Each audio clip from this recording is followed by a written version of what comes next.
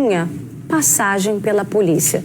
Não tinha, né, gente? Porque agora tem uma senhora de 72 anos. E a gente sabe que não são raras as vezes em que na frente do juiz, ali na audiência de custódia, está o quê? Uma avó, uma mãe. Quantos e quantos casos a gente já mostrou aqui também de esposa, mulheres que nunca tiveram envolvimento com o tráfico e que hoje, infelizmente, estão ali, atrás das grades. E esse vai ser o nosso assunto de agora. Participa comigo, porque aqui no nosso estúdio eu recebo o Ciderson, doutor Ciderson Vitorino, que ele é advogado criminalista, e também a Aline Hessel, que é psicóloga. Obrigada pela participação de vocês. Perdão pela confusão no nome aí, doutor. Queria que você começasse explicando pra gente que transportar droga, fazer isso que essa senhora fez, isso é crime? Boa tarde, Roberta. Boa tarde. É sempre um prazer estar aqui com você. É crime. O artigo 33 da Lei 11.343 do ano de 2006 determina que portar drogas de qualquer espécie para consumo próprio ou para consumo de outrem, de terceiro, se constitui crime. E às vezes a pessoa pensa assim, mas não é para mim. Eu estava fazendo por amor. Era pro meu neto, era pro meu marido. Não tem argumento que mude essa realidade. Não importa se a entrega da droga é voluntária ou mediante pagamento de qualquer valor em pecúnia. Estar com uma quantidade dessa de drogas naquela circunstância é a característica plena do crime do tráfico de drogas previsto no artigo 33. E a pergunta que a gente se faz, Aline Hessel, é o que leva uma senhora, 72 anos, sem nenhuma passagem pela polícia? Qual é o motivo? Qual é movida por qual sentimento ela se arrisca? Boa tarde, Roberta. É algo muito complexo, né? Conseguir nomear apenas com uma justificativa, né? Mas quando a gente fala de usuários de drogas, de dependentes químicos, a gente fala de pessoas que desenvolveram uma habilidade de convencimento muito grande. E quando a gente fala de pessoas que têm um vínculo afetivo, então as mães, os avós, as esposas, o argumento, o sofrimento que essa pessoa passa, que é real, né? Com mais facilidade acaba convencendo essas pessoas a fazerem tal atitude, seja ela pelo convencimento do amor ou às vezes até mesmo pelo convencimento de ameaças. E é isso que a gente também quer abordar, porque a gente não sabe, né, o que está por trás dessa história. O que foi feito é configurado como crime, mas o que está por trás, muitas vezes a gente vê ameaças. Essas ameaças são reais? Olha, Roberto, eu acho importante esse seu esclarecimento, porque quando a gente busca encontrar justificativas, explicações, o objetivo não é diminuir a responsabilidade desta pessoa ou até mesmo impedir que ela sofra as consequências dos atos dela. Ela cometeu um crime, né, como o colega aqui falou, e ela deve pagar por isso, mas com psicólogos e até mesmo com o objetivo da responsabilidade da sociedade, é importante a gente entender o que levou essas pessoas a fazerem isso para, de alguma forma, a gente tentar impedir que isso aconteça, contribuir de alguma forma. Então, as ameaças, por exemplo, é algo que acontece com frequência. É algo que a gente percebe nesse meio, muitas vezes assim, olha, se você não fizer isso, algo de ruim pode acontecer com uma outra pessoa que você ama, ou até mesmo com você.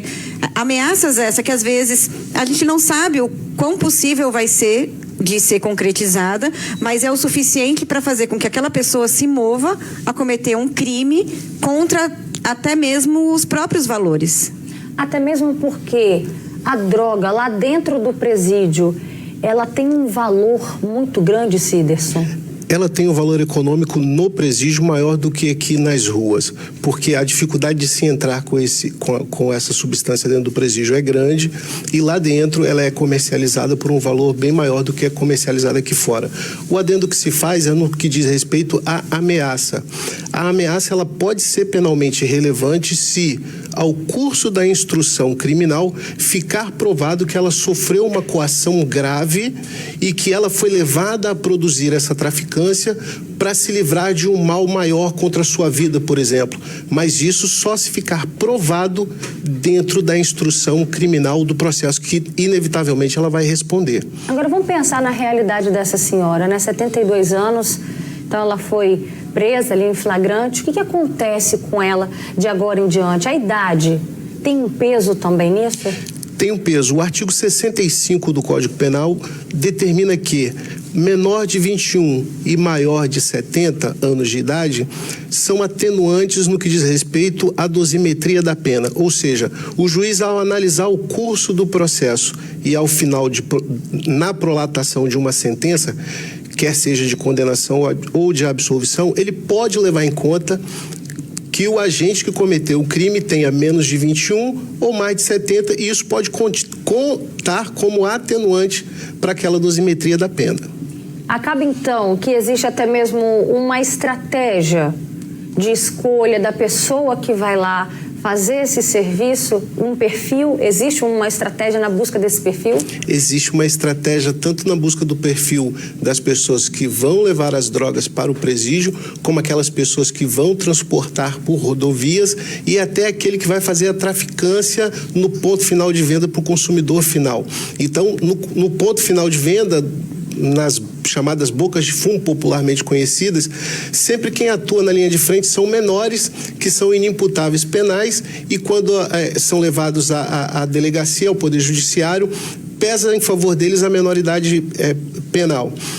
No que diz respeito ao transporte de drogas, a gente vê em repetidas vezes mulheres sendo utilizadas para isso, mães com crianças, e não é a primeira vez que em um presídio uma senhora com idade avançada é utilizada para o transporte de drogas para dentro do presídio. Nós já noticiamos casos anteriores exatamente desse perfil e sempre mulheres. Por que mulheres, Aline?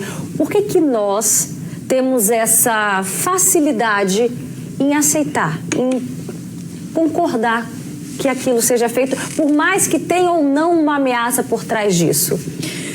Olha, Roberta, é difícil, né, a gente justificar essas atitudes por ser ou não mulher, mas um olhar que a gente pode ter é a forma que muitas vezes nós mulheres somos educadas, né, ao doar-se, ao fazer pelo outro, a importância muitas vezes do que, o amor da mulher é o que vai salvar aquela relação, ou que vai construir aquela relação, né, então é jogado muitas vezes sobre a mulher aí um papel ou uma expectativa da sociedade que muitas acabam vestindo. Não é difícil, não é uma coisa... A gente se vê muitas vezes passando dos nossos limites como uma prova de amor, né?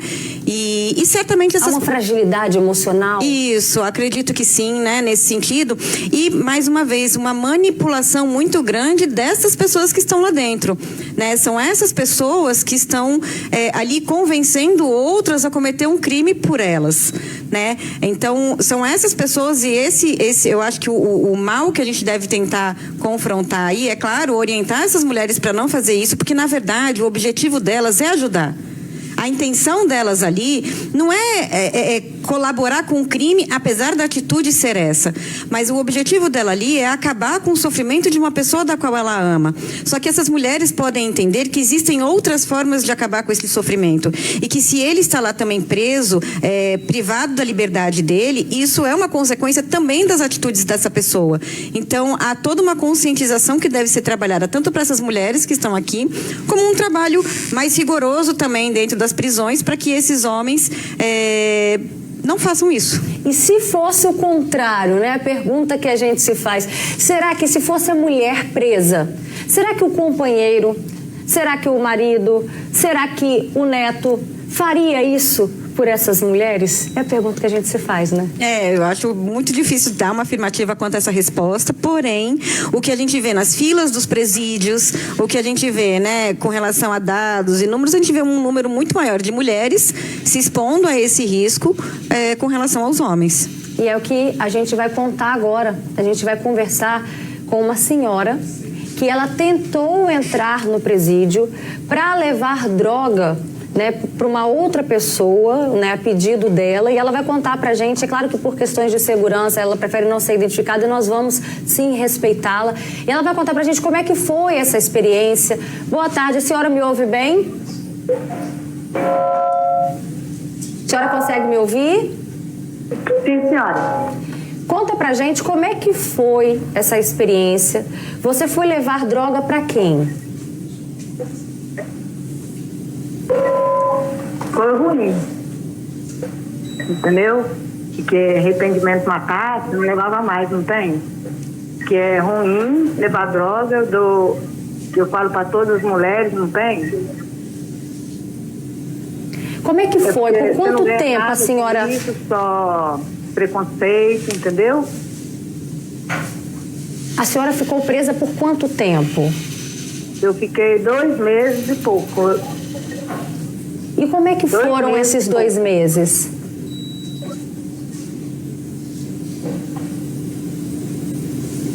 Ai, foi muito triste, entendeu? Entrando em depressão, entendeu? Chorando muito.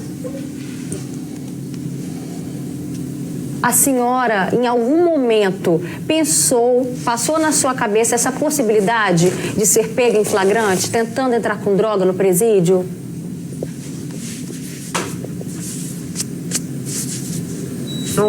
Nunca passou na minha mente. E foi um pedido do seu companheiro?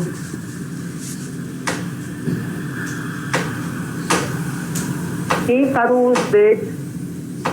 A senhora já tinha feito essa tentativa outras vezes? Nunca tentei. Foi a primeira vez.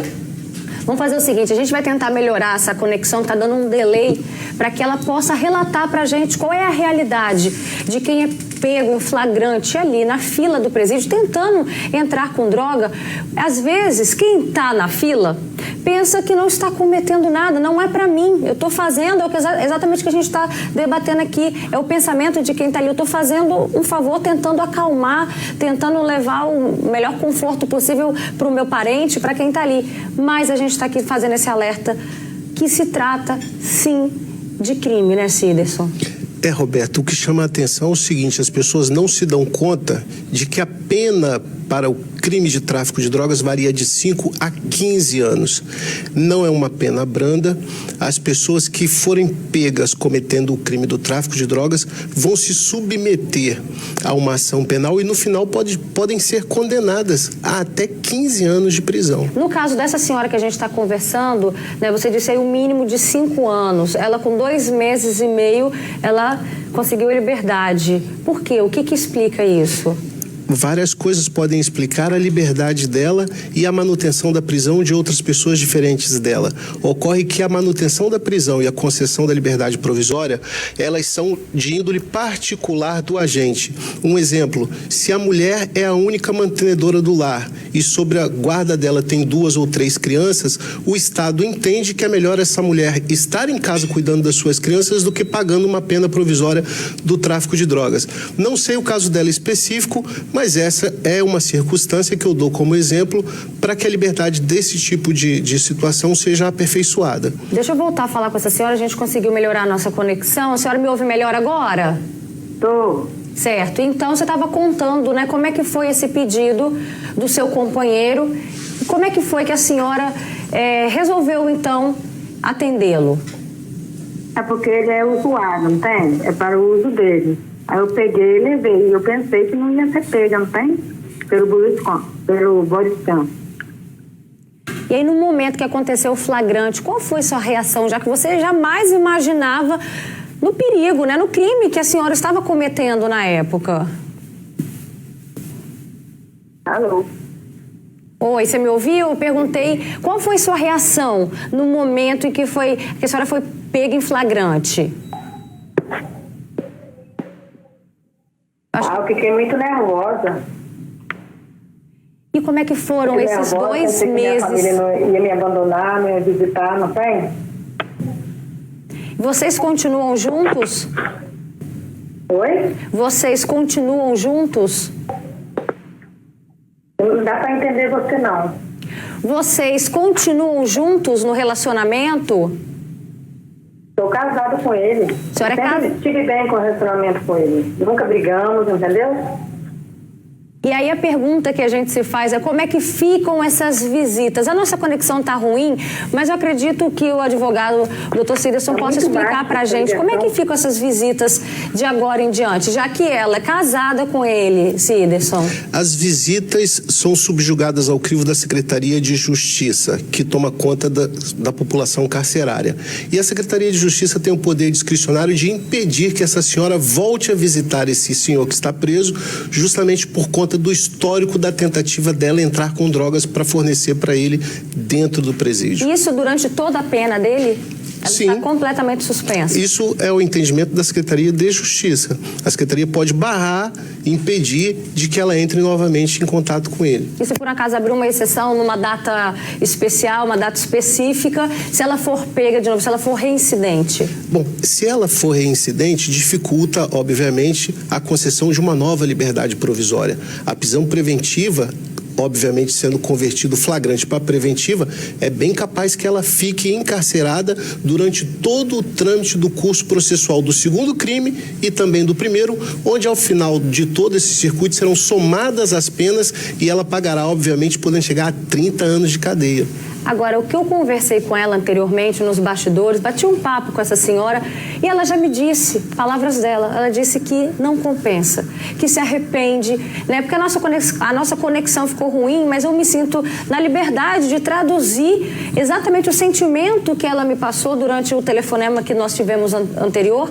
E aí, Aline, a gente mais uma vez frisa, né? O quanto não compensa. Como é que a gente se pergunta como é que fica um relacionamento como esse, que agora ela não tem mais o direito de visitá-lo, né? E como é que alimenta um relacionamento como esse? Ou seja, algo que foi feito, né? É uma sucessão de erros. Eu acho que é importante esse esclarecimento, né? Há consequências, né? Entrar com drogas num presídio, andar com drogas já é ilegal, tentar entrar no presídio é ilegal e existe todo um aparato para impedir que isso aconteça. Então, as chances da pessoa ser pega é muito fácil e as consequências disso é justamente esse distanciamento, que pode até mesmo impedir esse casal de voltar a se ver nos próximos anos da vida deles, né? Então, a gente pode pensar talvez em casais, a gente pode pensar em mãe e filho, numa avó e num neto, né? Onde os membros dessas famílias vão ficar afastados e isso pode piorar até mesmo a qualidade de vida daquela pessoa que está encarcerada,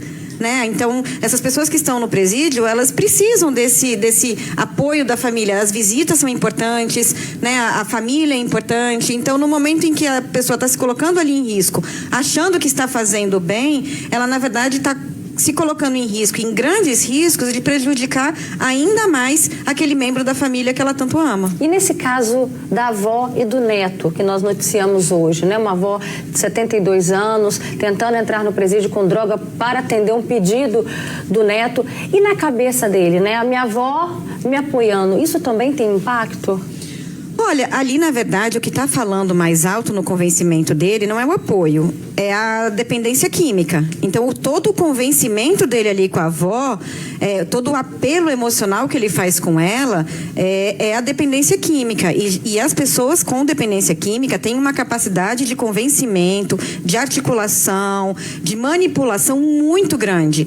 Tudo baseado pela dependência química. Então, se as famílias têm interesse em ajudar essas pessoas, o ideal seria a busca de um atendimento médico e o uso de medicações que vão ajudar essa pessoa a não fazer o uso de drogas. Aí vão ser drogas legalizadas, receitadas e com acompanhamento adequado. E é exatamente isso, né, que os nossos telespectadores participam aqui com a gente no Facebook, trazendo esse ponto de vista, né? A Lilian diz, né, o que essa senhora deveria fazer, levar para o neto, seria a palavra de Deus, seria buscar outras alternativas, né? E não drogas, e não aprofundar ele mais ainda no crime. A Lilian também completa, se dentro do presídio para recuperação dos presos, por que levar, para recuperação dos presos, por que levar droga para eles, né? Deveria também ser levado uns artesanatos para ocupar a mente.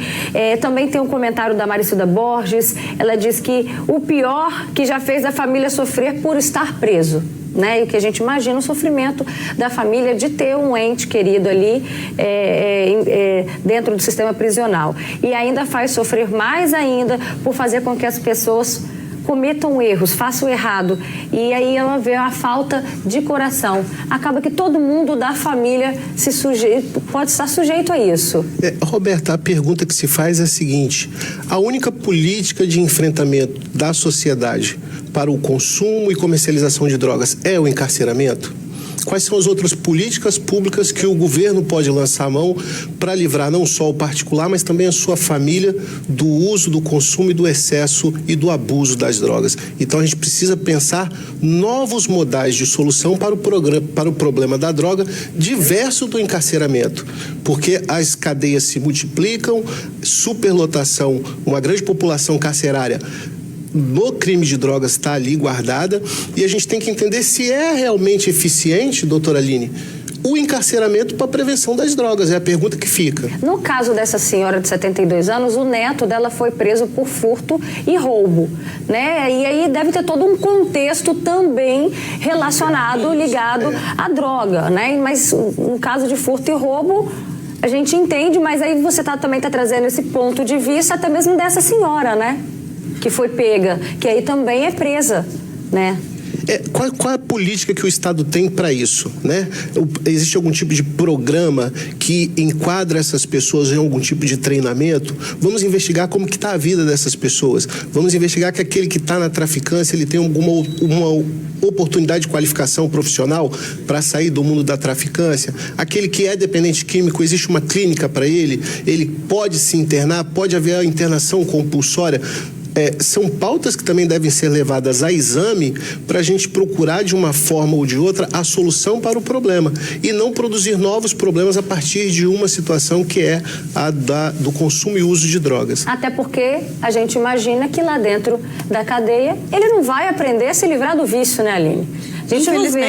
A gente não vê esse tipo de trabalho realizado. A prisão, o objetivo dela é tirar a liberdade da pessoa, né? Não é ninguém em tratamento. Porém, a gente sabe que dentro da comunidade ali carcerária existe muito o abuso de drogas, o uso de drogas, a dependência química. Então, não adianta a gente fechar os olhos para isso. É importante isso. A avó ali fez uma atitude errada, mas certamente de desespero também vê o neto sem alternativas para isso, né? Existem outras alternativas e a gente precisa cobrar essa responsabilidade, como o colega aqui está falando, né, com os órgãos públicos. Quais alternativas, quais os tratamentos que essas pessoas dentro da prisão estão tendo oportunidade para conseguir se livrar dessas drogas? Tá certo. E mais uma vez a gente frisa aqui as palavras da senhora que participou com a gente, que não compensa, gente, que não vale a pena mulher nenhuma se arriscar por ninguém para que você leve droga até o presídio, seja para quem for.